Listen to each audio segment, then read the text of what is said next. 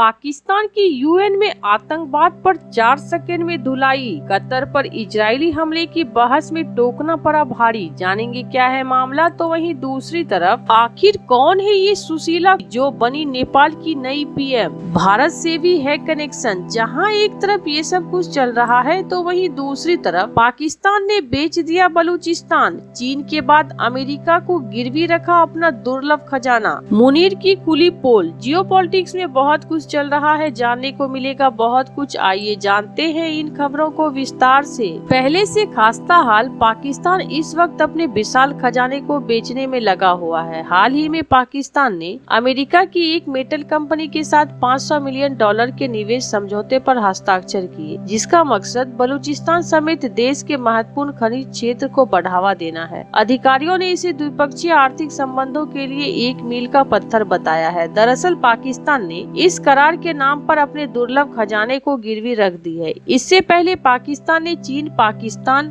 आर्थिक गलियारे के नाम पर बलूचिस्तान को ड्रैगन को सौंप दिया था, जिसका पूरे बलूचिस्तान में जमकर विरोध होता रहा है। अब अमेरिका से समझौता का भी बलूचिस्तान के लोग विरोध कर रहे हैं। वैसे भी बलूचिस्तान पाकिस्तान से आजादी के लिए आए दिन विरोध प्रदर्शन करता रहता है। पाकिस्तान इसका आरोप भारत और उसकी खुफिया एजेंसी रॉ पर मढ़ता है, जिसका भारत सिरे से खारिज करता रहा है। आपको बता दें कि अमेरिका के मिसौरी मुख्यालय वाली यूएस स्ट्रेटेजिक मेटल्स ने बीते सोमवार को पाकिस्तान के फ्रंटियर वर्क्स ऑर्गेनाइजेशन के साथ एक समझौता ज्ञापन पर हस्ताक्षर किए। इसके तहत देश में महत्वपूर्ण खनिजों का सबसे बड़ा खनन सेंटर और एक पॉलीमेटेलिक रिफाइनरी स्थापित करने, संयुक्त खनन परियोजनाएं शुरू करना जाना है। यह समझौता वाशिंगटन और इस्लामाबाद द्वारा पिछले महीने एक व्यापार समझौते पर पहुंचने के हफ्ते बाद हुआ है, जिससे पाकिस्तान को उम्मीद थी कि उसको खनिज और ऊर्जा भंडार में अमेरिकी निवेश का मार्ग प्रशस्त होगा। यूएसएसएम उन खनिजों के उत्पादन और पुनर्चक्रण में विशेषज्ञता रखता है, जिन्हें अमेरिकी ऊर्जा विभाग उन्नत विनिर्माण और स्वच्छ ऊर्जा प्रौद्योगिकी के लिए आवश्यक मानता है। पाकिस्तान ने इस साल की शुरुआत में दावा किया था कि उसके पास खरबों डॉलर के खनिज भंडार है। पाकिस्तानी सेना प्रमुख फील्ड मार्शल असीम मुनीर ने पहले इस भंडार को रेयर अर्थ का खजाना बताते हुए कहा था कि यह पाकिस्तान के कर्ज को कम करने और इसे समृद्ध समाज में बदलने में मदद करेगा। माना जा रहा है कि मुनीर अमेरिका को लुभाने के लिए अगस्त की शुरुआत में अमेरिका गए थे और अपने दुर्लभ खजानों को पहले ही बेच आए थे, जिस पर अब करार हुआ है। तो वहीं दूसरी तरफ नेपाल में कई दिनों से चल रही सियासी उठापटक फिलहाल थम गई है। पूर्व सीजेआई सुशीला कार्की नेपाल की नई प्रधानमंत्री बन गई है। उन्होंने शुक्रवार रात को ही पीएम पद का शपथ ली। वह 2016-17 तक नेपाल की पहली और अब तक की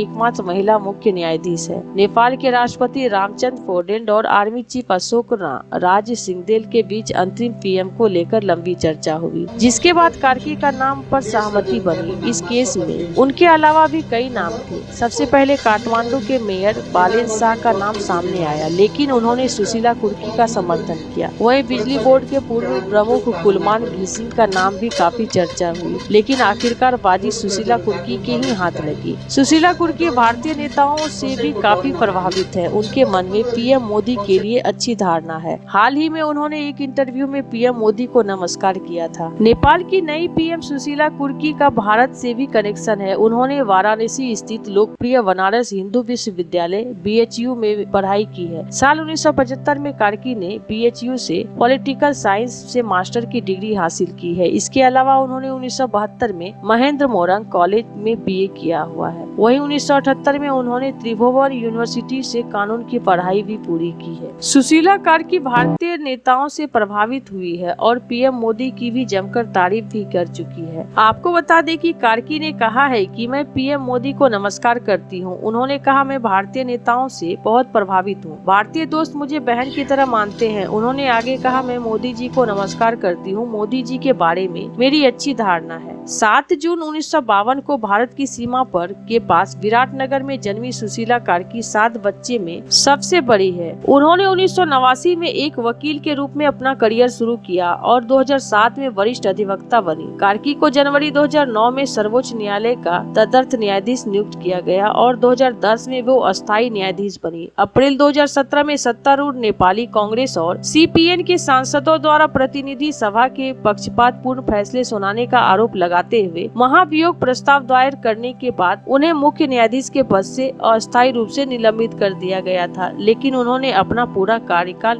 पूरा किया। जहां एक तरफ ये सब कुछ चल रहा है तो वहीं दूसरी तरफ इजराइल के कतर पर किए गए हालिया हमले को लेकर संयुक्त राष्ट्र सुरक्षा परिषद में चर्चा हो रही है। एक आपात बैठक में गुरुवार को पाकिस्तानी प्रतिनिधि को शर्मिंदगी का सामना करना पड़ा। दरअसल कनाडाई मूल के मानवाधिकार वकील हिलेल नेउर ने बहस के दौरान इजराइल का बचाव करते हुए कहा कि कतर हमास नेताओं को आश्रय दे रहा है। इस पर पाकिस्तान की ओर से विरोध किया तो हिलेल ने पाक को पोल खोलते हुए कहा कि आप आतंक के पनाहगार है। वकील नुएर ने सिर्फ 4 सेकंड और एक वाक्य में पाकिस्तान का विश्व मंच पर शर्मसार कर दिया। मानवाधिकार वकील और यूएन वॉच के कार्यकारी निदेशक हिलेल नेउर कतर पर हमास को पनाह देने का आरोप लगा रहे थे। उन्होंने कहा कि कतर बीते 13 वर्षों में 2012 से हमास के राजनीतिक कार्यालय में मेजबानी कर रहा है। नेउर ने अपने भाषण में इजराइल की निंदा करने के लिए संयुक्त राष्ट्र प्रमुख पर निशाना साधा। उन्होंने कहा कि 2011 में अमेरिका ने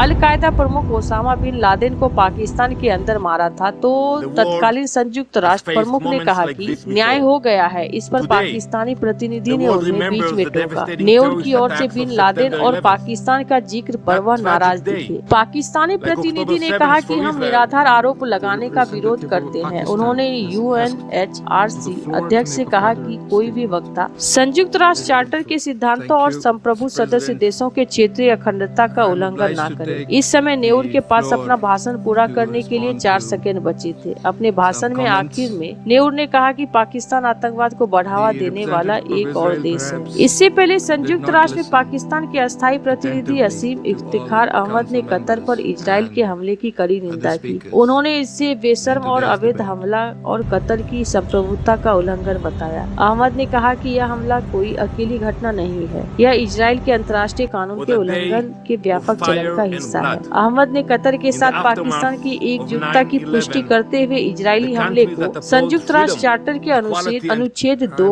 का घोर उल्लंघन किया। यह आर्टिकल किसी देश की क्षेत्रीय अखंडता या राजनीतिक स्वतंत्रता के विरुद्ध बल प्रयोग की धमकी पर रोक लगाता है। तो वहीं दूसरी तरफ भारत ने हाल ही में एक मल्टी लेयर डिफेंस सिस्टम बनाने की अपनी रणनीतिक योजना पेश की है। इस प्लान के तहत भारत ने एयर डिफेंस शील्ड में इजरायली बारक 8 डिफेंस सिस्टम को शामिल किया है। आपको बता दें कि साल 2017 और 2023 के बीच यह सिस्टम इजरायली डिफेंस इंडस्ट्री के अब तक का सबसे बड़ा सौदे का स्रोत रही। अप्रैल 2017 में भारत ने करीब 1.6 अरब डॉलर में बारक 8 सिस्टम को खरीदा था और लगभग 1 महीने बाद 630 मिलियन डॉलर में बारक 8 मिसाइल के नौसैनिक वेरिएंट को भी भारत ने खरीदा था। भारतीय युद्धपोत और एयरक्राफ्ट कैरियर पर बारक 8 एयर डिफेंस सिस्टम को तैनात किया गया। इसके अलावा IAI ने साल 2023 में जर्मनी को करीब 3.5 अरब डॉलर में यूरो 3 मिसाइल डिफेंस सिस्टम की बिक्री की थी। प्रधानमंत्री नरेंद्र मोदी ने भारत के प्रमुख शहरों और महत्वपूर्ण औद्योगिक ठिकानों में एयर डिफेंस सिस्टम तैनात करने की घोषणा लाल किले से की थी। ऐसे में बारक 8 भले ही इजराइल के साथ मिलकर बनाया गया हो, लेकिन इसे अब अस्थायी उत्पादन और तकनीकी ट्रांसफर के साथ भारत की रक्षा परियोजनाओं में शामिल किया जा रहा है। मोदी ने लक्ष्य रखा है कि 2035 तक देश की सभी सामरिक और संवेदनशील सुविधाओं को फुल सिक्योरिटी कवरेज प्रदान किया जाएगा। इससे भारत को न सिर्फ आत्मनिर्भरता हासिल होगी, बल्कि लंबे समय तक रक्षा सौदे में विदेशी निर्भरता भी कम होगी। बारक 8 सिस्टम की तैनाती से DRDO के स्वदेशी इंटरसेप्टर्स के साथ साल 2030 के दशक तक भारत दुनिया की सबसे सशक्त एयर डिफेंस शील्ड वाले देश में शामिल हो जाएगा। ऐसे आपको क्या लगता है इन सब मामले में? आपकी क्या राय है? कमेंट कर जरूर बताएं। जल्द मिलते हैं अगले वीडियो में।